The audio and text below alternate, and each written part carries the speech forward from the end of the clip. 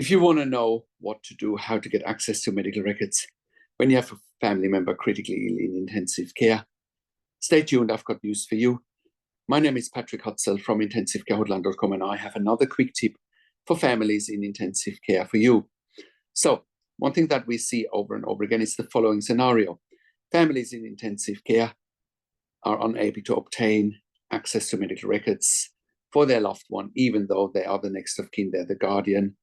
ICUs are making it difficult, even though they have the right to it. And, makes you wonder, what is it that hospitals have to hide? What is it that hospitals are worried about that you can't see? That should make you suspicious right from the get-go. It just shows that they have things to hide, because otherwise they would just make it transparent, and healthcare must be transparent. So, but here's a pro tip. 9 times out of 10, if you are coming to us and asking, hey, how do I get access to the medical records? My first question to you is, have they asked you to give consent to a procedure, i.e. intubation, central line insertion, catheter insertion, consent to give blood transfusions, consent to give certain medications, and the list goes on. Now, how can you make an informed decision if you don't have access to the medical records? Right? So your approach with the intensive care team is, well, if you want me to make any further decisions, if you want me to give consent to procedures, treatment, etc., you need to have access to the medical records. Works most of the time, because healthcare has to be transparent, especially when it comes to treatment decisions, and so forth. Makes perfect sense, and it works 9 times out of 10. Just approach it from that angle, because you call them out on their bullshit, excuse my language. You call them out on their bullshit by not giving you access to the medical records on the one hand, but on the other hand, they want you to make major decisions and give consent. Very simple. So that is my quick tip for today.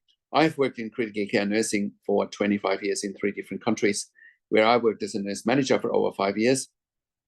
And I've been consulting and advocating for families in intensive care since 2013 here at intensivecarehotline.com. And I can confidently say that we have saved many lives for our clients and their loved ones in intensive care. And you can verify that on our testimonial section at intensivecarehotline.com. And you can verify it on our intensivecarehotline.com podcast, where we have done client interviews. Now, that's why we have helped hundreds of members and clients over the years here at intensivecarehotline.com with their loved ones in intensive care, making sure they make informed decisions, have peace of mind, control, power, influence, making sure their loved ones get best care and treatment always. And that's also why we created a membership for families of critically ill patients in intensive care. And you can become a member if you go to intensivecarehotline.com, if you click on the membership link, or if you go to intensivecaresupport.org directly. In the membership, you have access to me and my team 24 hours a day in the membership area and via email. And we answer all questions intensive care related. In the membership, you also have exclusive access to 21 ebooks and 21 videos that I've personally written and recorded. And all of these, the access to those resources will help you to make informed decisions, have peace of mind, control, power, and influence, making sure your loved one gets best care and treatment always. I also do one-on-one consulting and advocacy over the phone, Zoom, Skype, WhatsApp, whichever medium works best for you. And I talk to you and your families directly. I handhold you through this once-in-a-lifetime situation that you simply can't afford to get wrong. I also talk to doctors and nurses directly. And when I talk to doctors and nurses directly with you or on your behalf, I ask all the questions that you haven't even considered asking, but must be asked. When you have a loved one critically ill in intensive care, because I speak the medical language and I can, whatever they say, I have counter questions because I understand intensive care inside out. I also represent you in family meetings with intensive care teams. We also do medical record reviews in real time, and we also do medical record reviews after intensive care. If you have unanswered questions, if you need closure, or if you are suspecting medical negligence. And when we do medical record reviews in real time, it is that you can get a second opinion in real time. And all of that you get at intensivecarehotline.com.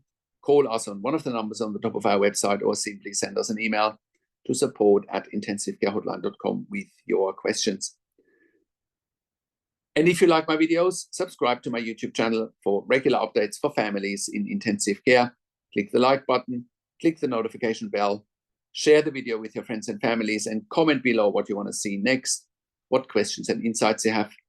I also do a weekly YouTube live where I answer your questions live on a show, and you will get notification for the YouTube live if you are a subscriber to my YouTube channel, or if you are a subscriber to my intensivecare.com email newsletter at intensivecare.com. Thank you so much for watching. This is Patrick Hutzel from intensivecare.com, and I will talk to you in a few days. Take care for now.